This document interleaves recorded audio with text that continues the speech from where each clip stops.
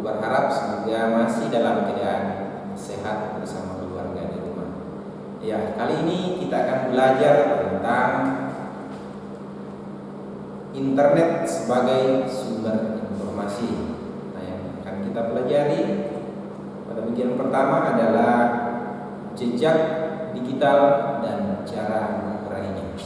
Nah, sebelum kita masuk pada pembahasan materinya, mari kita awali dengan meminta pertolongan kepada Tuhan. Mari kita berdoa. Ya Tuhan Allah Bapa kami dalam surga, pada saat ini kami akan memulai pembelajaran kami. Kiranya Allah terus menyertai dan menuntun kami agar kami dapat mengerti dengan apa yang kami akan pelajari. Di dalam nama Tuhan Yesus kami berdoa. Amin.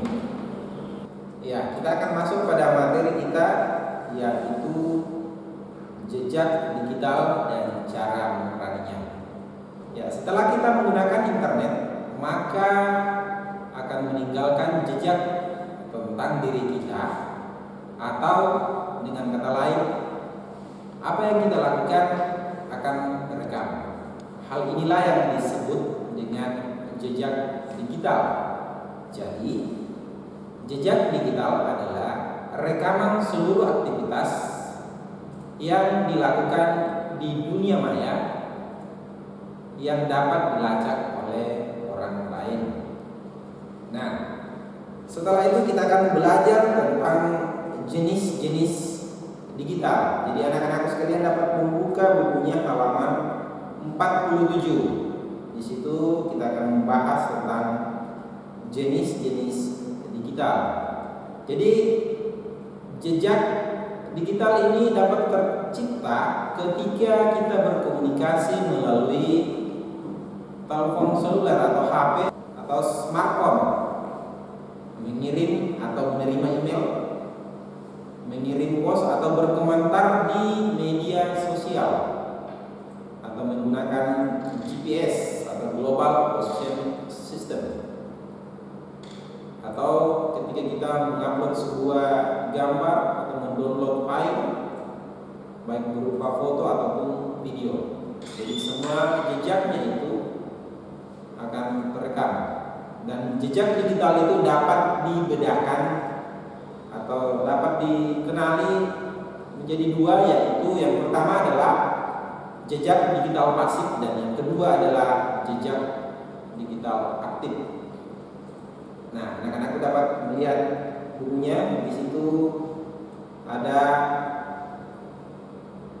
tabel atau alur yang membedakan di mana jejak digital pasif itu yang ditinggalkan secara tidak sadar, dan jejak digital aktif itu ditinggalkan secara sadar atau dengan kemauan kita sendiri. Di situ ada contoh alamat IP internet atau lokasi di mana kita dapat melakukan hubungan atau konektivitas dengan internet itu dapat dilacak. Kalau yang digital aktif, di situ kita dapat informasi yang diberikan untuk mengisi formulir web, mengirim email, atau mengirim postingan atau komentar di sebuah media sosial atau yang lain-lainnya. Nah, setelah kita belajar tentang jenis-jenis jejak digital, tentunya dalam menggunakan internet itu kita dapat mengurangi jejak digital itu. Nah, hal-hal yang dapat dilakukan itu harus kita berhati-hati agar semua data-data kita itu tidak diretas atau tidak diambil oleh orang lain. Nah, bagaimana cara untuk mengurangi jejak digital itu? Yang pertama yang kita harus lakukan adalah menggunakan media sosial secara bijak dan menggunakan internet untuk hal-hal yang berguna atau bermanfaat bagi kita. Yang kedua, memastikan bahwa konten yang kita unggah atau kita posting tidak merugikan diri sendiri ataupun orang lain. Yang ketiga, memastikan bahwa interaksi di internet seperti meninggalkan komentar, like, ataupun postingan gambar itu bersifat positif. Yang keempat adalah selalu mengingat bahwa pada masa depan semakin banyak orang yang dapat melihat konten dan interaksi yang kita lakukan di internet itu termasuk teman-teman sekolah, bapak ibu guru, orang tua, dan bahkan orang-orang yang ada di sekeliling kita yang tanpa kita kenal. Dan yang selanjutnya, yang kelima adalah membuat kata sandi. Kata sandi ini biasa orang sebut dengan password atau token. Ya, kita harus melihat bahwa password yang kita gunakan itu sudah kuat dan tidak mudah untuk dikenali oleh orang lain. Dan yang keenam, hanya menginstal atau mengunduh aplikasi yang resmi, bukan situs-situs yang tidak diakui, ada situs bajakan ataupun situs-situs yang melanggar hukum. Dan selanjutnya yang keenam, yang ketujuh, memperbaharui perangkat lunak dan antivirus. Jadi perangkat yang akan kita gunakan supaya jejak digitalnya itu teratur atau dapat dikurangi, maka kita dapat menggunakan perangkat lunak dan antivirus. Antivirus ini mencegah terjadinya peretasan pada sebuah akun. Dan selanjutnya yang kedelapan, menghapus program dan media sosial yang lama yang sudah tidak terpakai. Jadi program yang biasa tersimpan dalam komputer kita itu seperti aplikasi yang ada pada HP, jika sudah tidak digunakan atau sudah tidak terpakai lagi, kita bisa menghapus sehingga jejak-jejak digital yang ada di dalam yang sudah pernah kita lakukan dapat terhapus pula.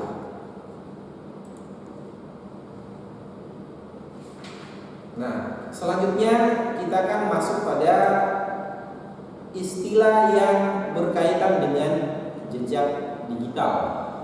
Jadi istilah-istilah yang biasa orang gunakan atau biasa kita gunakan dalam berinternet itu ada 5. Yang pertama itu adalah browser history. Browser history ini merupakan daftar situs yang dikunjungi menggunakan web server.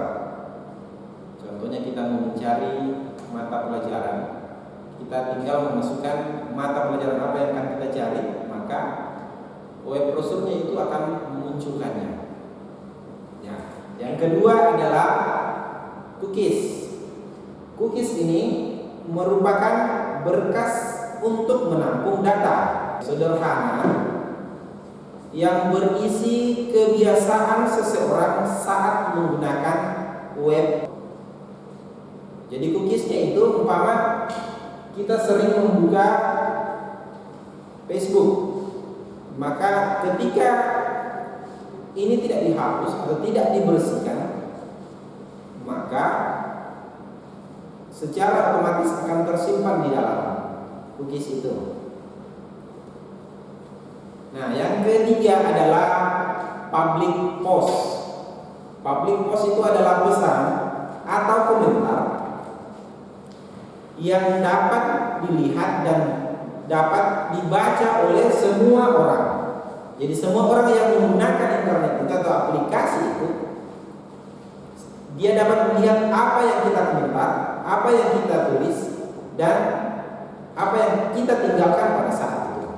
Dan yang keempat adalah geotagging, yaitu menandai lokasi keberadaan seseorang pada foto atau postingan yang kita kirim ke internet. Umpama saya mengupload sebuah foto, saya berada di lokasi SDL ini.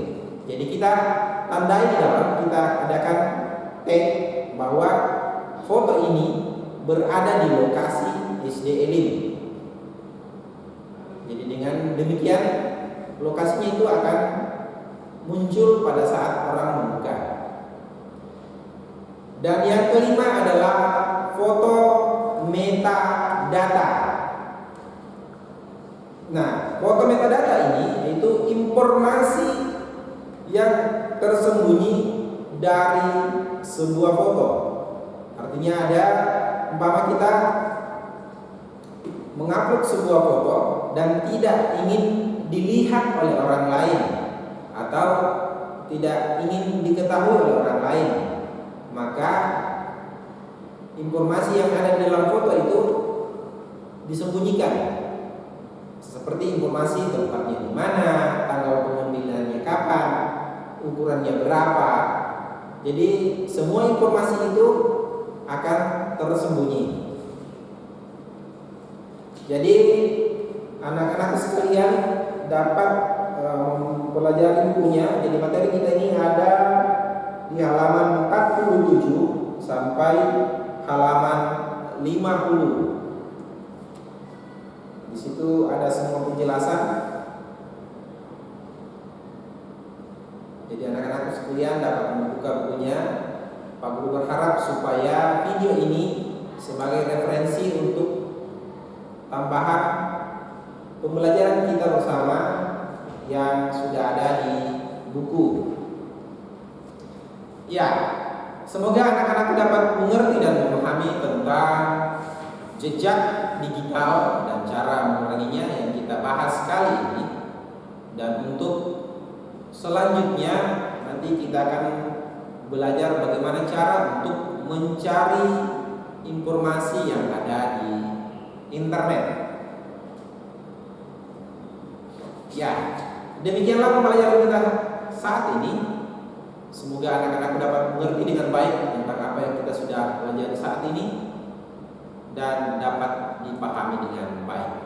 Untuk menutup seluruh rangkaian pembelajaran kita, mari kita akhiri dengan berdoa. Kita berdoa. Tuhan Allah Bapa kami dalam surga, pada saat ini kami sudah melaksanakan pembelajaran dari kami. Kiranya apa yang kami sudah pelajari dapat kami mengerti, dapat kami pahami dengan baik, dan dapat kami jalankan sesuai dengan pengetahuan kami. Di dalam nama Tuhan Yesus kami berdoa. Amin. Oke, demikian pembelajaran kita. Dah.